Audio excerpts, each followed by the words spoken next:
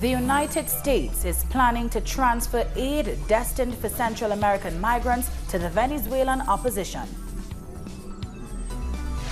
The governor of Rio de Janeiro justifies deaths at the hands of police officers. And China responds to further trade threats from the White House with a wise proverb. And we are always sincere about the trade. Hello and welcome to Telesur. I'm Doris Polo in Quito, and this is from the South.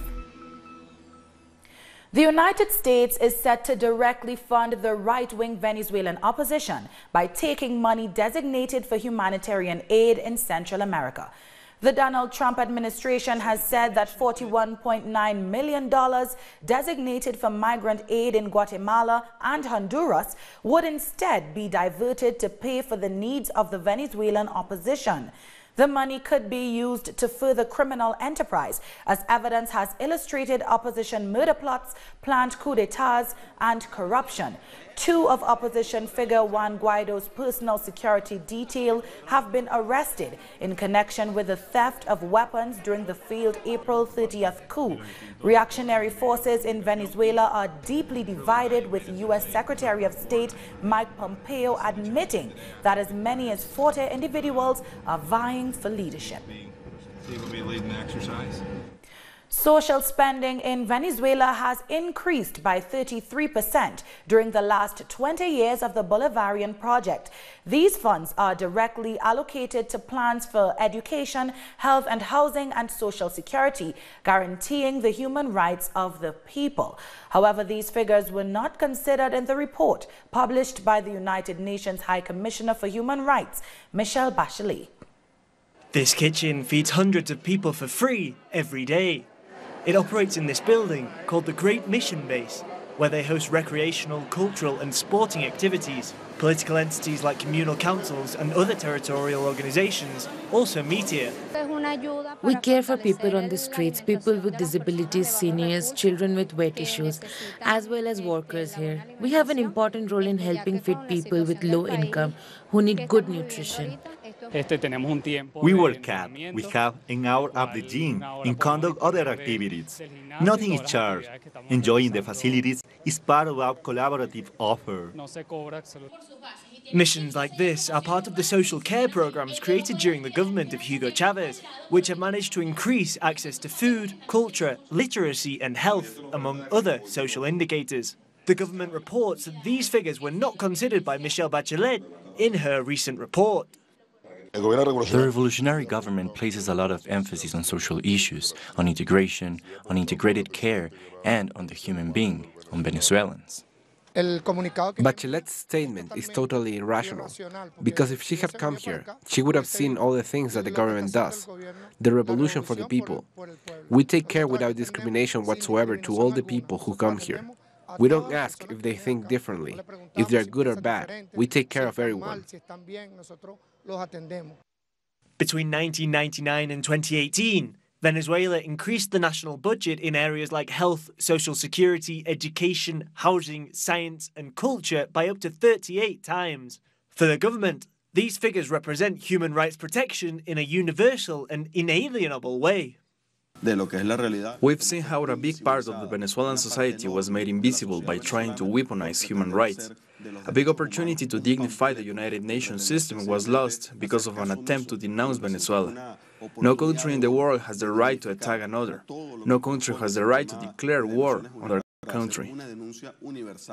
Despite the economic crisis and the unilateral sanctions imposed on Venezuela, 4 mission bases with an investment of $40 million are set to open soon. The government is investing 75% of income in social programs of this kind.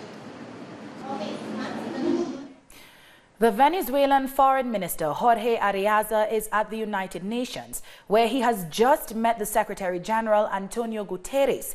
He said the conflict in Venezuela has always been linked to oil, but that the current talks with the opposition in Barbados could offer a way out. In Venezuela, we have a long history of struggle for control of the oil income. Every stage over the last 2 decades has been marked by struggle by certain groups to retake power, while we've been struggling to defend the model in which we believe. But we think that now, with these talks, we should have a permanent forum for dialogue. Norway, as the facilitator, has worked with our delegation on an agenda where all the points are important, fundamental. What is important is that we reach a political agreement for peace and coexistence and for tolerance in Venezuela. Shifting gears now, the Cuban Vice Foreign Minister Ana Yancy Rodriguez has reiterated Cuba's commitment to strengthening multilateralism on the eve of the ministerial meeting of the Non-Aligned Countries Movement that will be held from the 18th to the 21st of July in Venezuela. Cuba reiterates its unavoidable commitment to continue working together with the member states of NAM for the establishment of a fair, democratic and fair order that responds to peace and sustainable development and justice claims from all peoples of the world. We also share with the members from the NAM the refusal to interference in the state's internal issues and the attempts of regime changes that promote some foreign countries.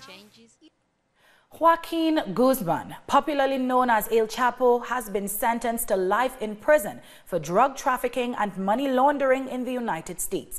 El Chapo has been sentenced to life in prison plus an additional 30 years and was ordered to pay $12.6 billion as restitution by a New York court.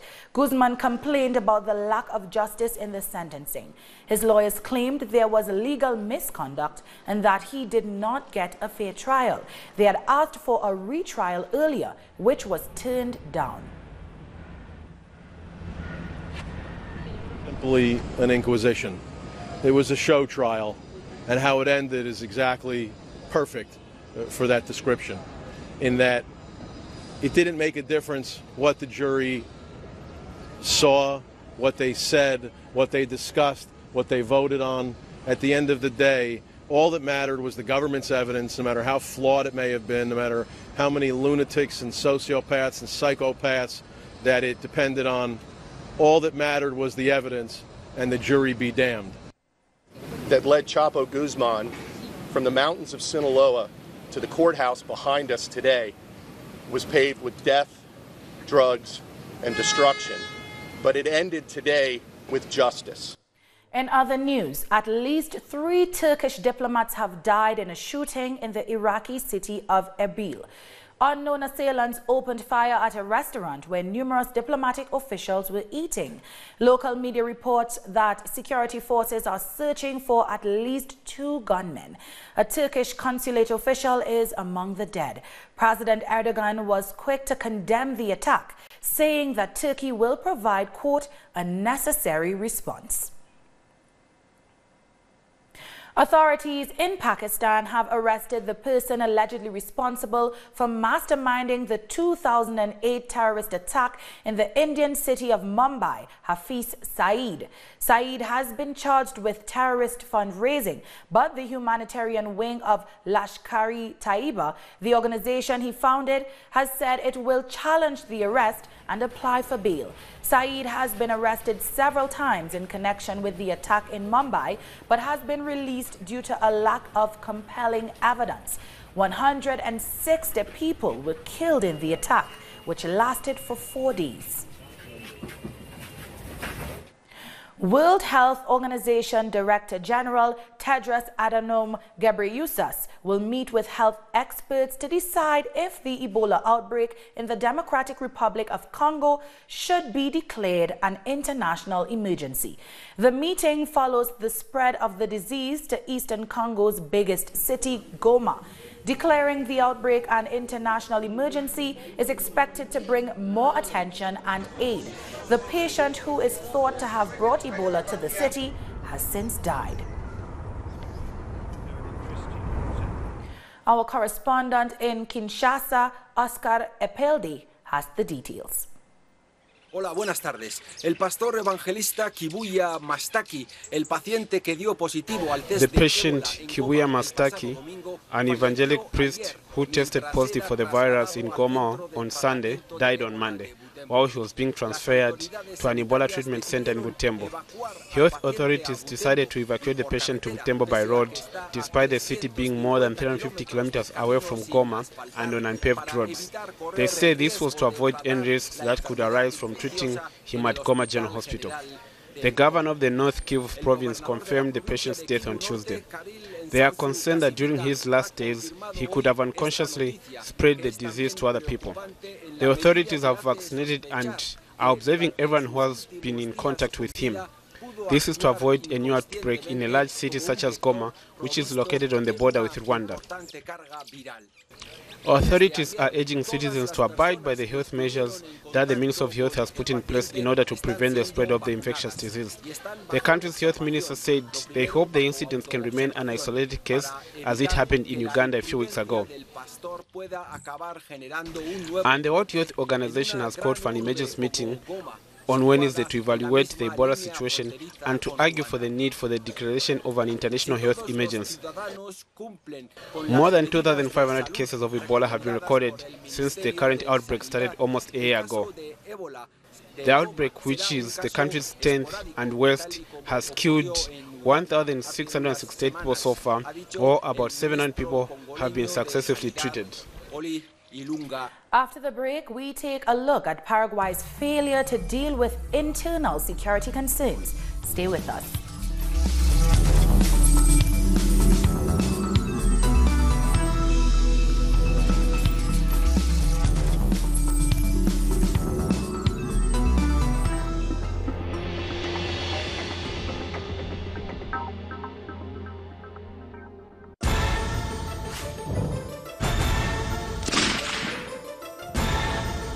Who's moving the chessmen? What interests motivate the actors behind each event? Se despliega el tablero. Uncritical Moves investigates every event from Monday to Friday. Only on Telesur.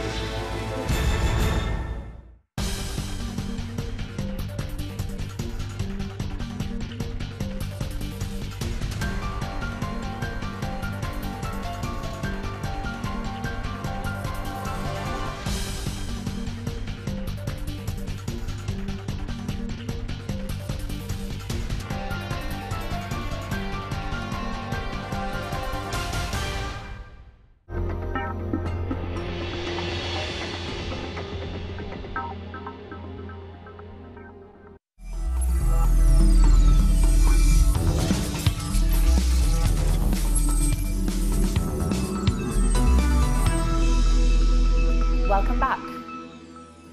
Paraguay's Senate has called for an extraordinary session to discuss the questioning of the Minister of Interior by Congress in relation to the failure by the government to deal with organized crime and the crisis in the prison system.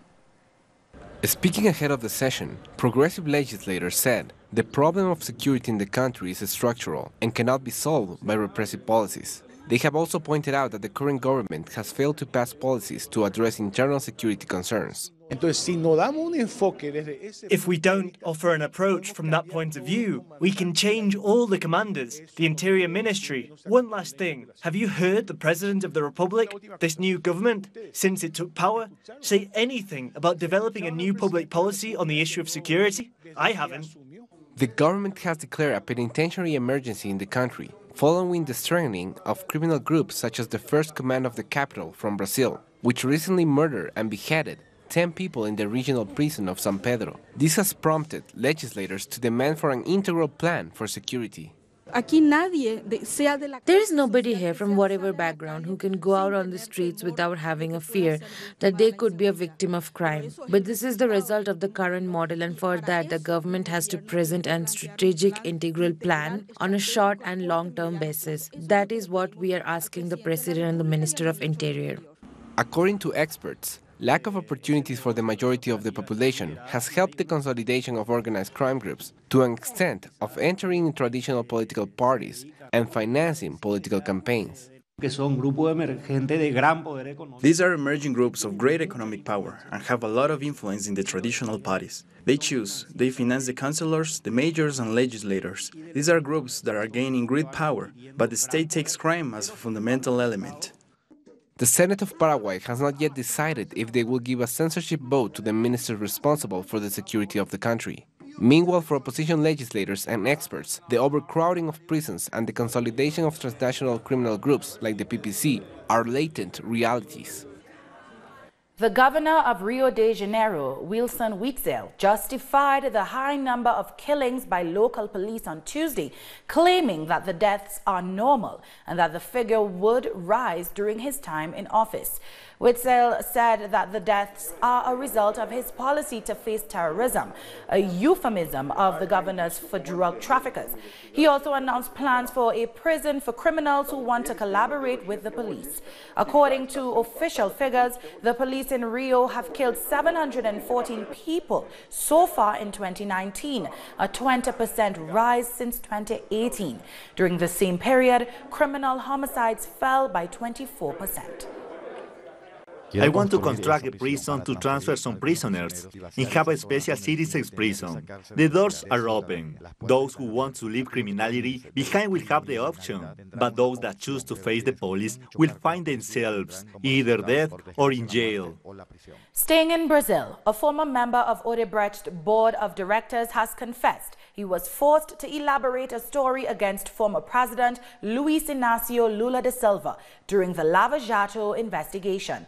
During his most recent testimony at a court in Sao Paulo, Carlos Armando Paschoal, a former superintendent at the construction company, said he was forced into implicating the former president by testifying about alleged crimes Paschoal had no involvement in. Paschoal says he decided to provide this new testimony after The Intercept revealed that current Justice Minister Sergio Moro and the Lava Jato prosecutors colluded to keep Lula from running for office in 2018. Puerto Ricans continue demonstrating to demand the resignation of Governor Ricardo Rosselló. Protests against Rosselló administration have entered their fifth day, with massive crowds taking to the streets following revelations about the governor's conduct in office. A social media chat between high-ranking political figures administered by Rosselló was leaked on Saturday, revealing homophobic, racist and misogynistic comments. Despite the protests, Rosselló says he will remain in office. It was time for Puerto Rico to wake up and rise up against the oppressors, and we want to force the resignation of Governor Ricardo Rosselló. He does not deserve the job he has, and the people have spoken. Even if the legislature does not care one dime about the people, they are there because of us, and we are showing them, giving them a lesson that they have to remember. We pay their wages. Workers, campesinos and indigenous groups are continuing their week-long strike against the government of Lenin Moreno in Ecuador. Protesters are marching across the country against labor reforms, massive layoffs in the public sector and regressive taxation. Social movements also criticized the government's policies, which benefit large-scale landowners and multinational companies, as well as the agreement with the IMF, which demands austerity measures. In each of Ecuador's provinces, we are active, and we aren't going to stop. This call is to the whole Ecuadorian people. We have to stop the government's measures, the massive layoffs, the lack of medicine in hospitals. Everything that we've achieved in the past 10 years is being destroyed today. 820 million people are affected by hunger across the world, according to the World Health Organization, the World Food Programme, and the United Nations. Colombia is one of the countries where the number of people affected by hunger is growing. According to the latest report by the United Nations Food and Agriculture Organization, or FAO, hunger is growing in Latin America and the Caribbean. In 2018, it affected 43 million people. 2.4 million of them are in Colombia. There is malnutrition in this country. Children are dying. Women and families are starving. Unfortunately, the national government is more worried about what is happening in Venezuela or with corruption, that in the end, it doesn't reach to the Colombian countryside. For Colombians, it's outrageous that according to the Comptroller's Office, over $3 million ends up in the hands of corrupt officials. while over 3 million people are living in conditions of extreme poverty. According to the National Administrative Department of Statistics, more than half of Colombians suffer from state abandonment. There is lack of social investment in the countryside, lack of infrastructure, rural roads, drinking water, health and education facilities. The irony is that Colombia has over 6 million hectares of crops and large agricultural storage facilities, but the countryside is still one of the poorest sectors and is the worst affected by the economic policies of neoliberal governments.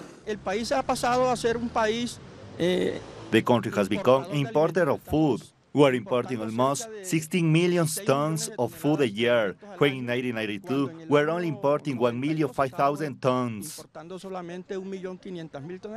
The free trade agreements are directly affecting the price of food, farmers' markets, and consumers. There is lack of purchasing power, and there isn't a mechanism to distribute food and stop it from going bad. So we have to do two policies.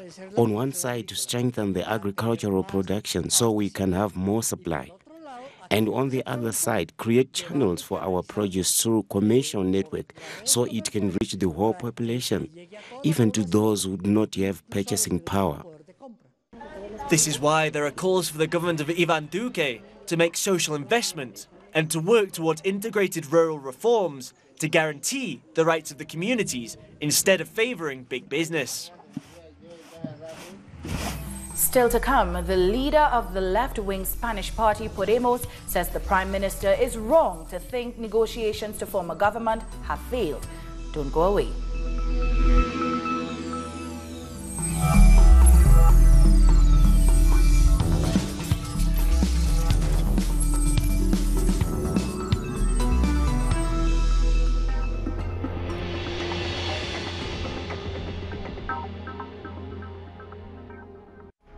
Pakistani journalist Tariq Ali examines the mass media influence promoted by imperialism.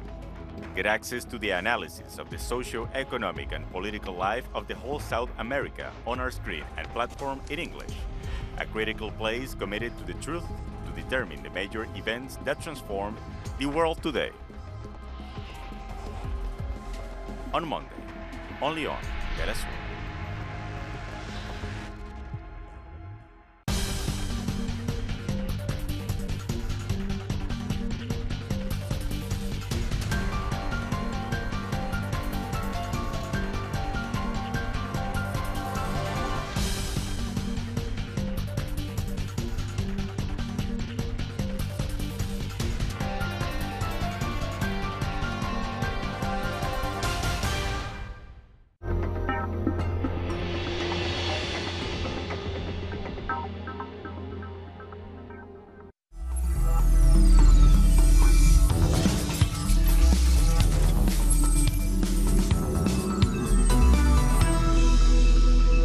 Welcome back.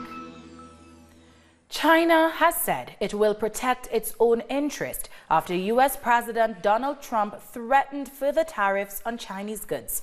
However, the spokesperson for the country's foreign ministry, Geng Shuang, added that China remains committed to dialogue in resolving problems. China always stands for solving the economic and trade frictions with the US through dialogue and consultation.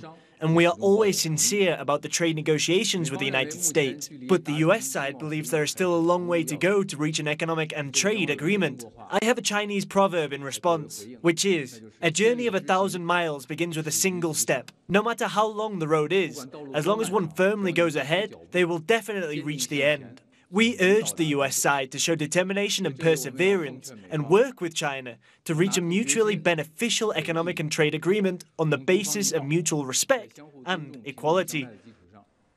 The leader of the left-leaning political party Podemos, Pablo Iglesias, has said that the Spanish Prime Minister has made a mistake in saying that negotiations to form a government of the left are broken. Iglesias has said the negotiations should continue and if not, will publicly ask Prime Minister Pedro Sanchez why Podemos should not have a role in the country's executive, despite a lack of support from his PSOE party base, Sanchez is hoping for backing to reform a government from the Spanish right wing.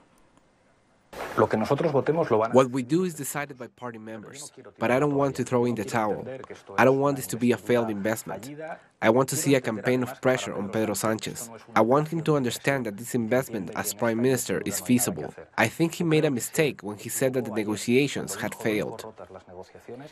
In other news, the Sudanese Military Council and Opposition Alliance have signed a power-sharing deal. Protesters and the ruling Military Council have signed a transitional accord after weeks of negotiations, breaking a political deadlock that has gripped the country since President Omar al-Bashir was forced out of office in April. Protests demanding civilian rule have been constant, despite massive repression, during which at least 229 demonstrators were killed. The new governing body will rule the country for just over 3 years, after which elections will be held. The Transitional Military Council and the Alliance for Freedom and Change have reached a very important agreement that constitutes a crucial step towards a comprehensive reconciliation between the two parties, and it will solve all the misunderstanding. Former South African President Jacob Zuma is answering to corruption allegations for a third day. Zuma responded to the testimony of former public enterprises who accused him of having selectively appointed supporters into positions of power. The former president denied the allegations, arguing that people were appointed by the African National Congress Party fairly.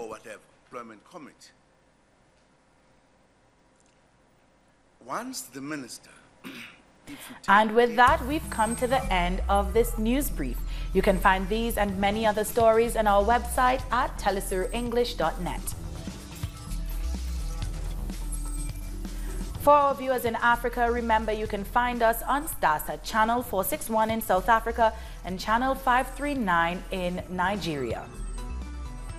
And join us on social media. For Telesur English, I'm Doris Polo. Thank you for watching.